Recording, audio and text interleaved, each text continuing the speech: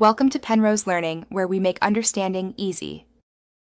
In this video, I will explain how to replace a starter on a Toyota Tundra. First, prioritize safety by parking your vehicle on a level surface, engaging the parking brake, and chalking the wheels. Next, disconnect the negative battery terminal using a 10mm wrench to prevent any accidental electrical shorts. Then, safely lift your truck and secure it with sturdy jack stands. Always wear eye protection and gloves for your safety.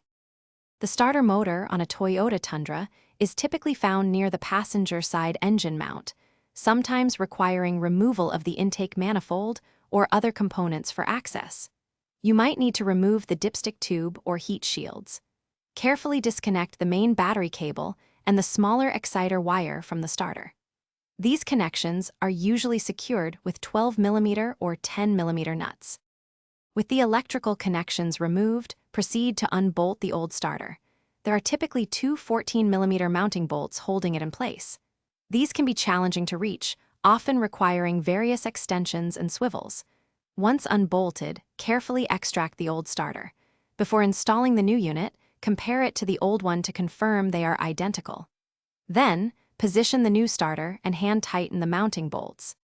Secure the starter mounting bolts to approximately 27 foot-pounds. Reconnect the main battery cable and the exciter wire, tightening the nut to about 7 foot-pounds. Reinstall any components that were removed for access, such as air intake parts or heat shields. Finally, reconnect the battery, attaching the positive cable first, then the negative. Start your engine to confirm the new starter is functioning correctly. Thanks for watching. If this was helpful, leave a like and consider subscribing. See you next time.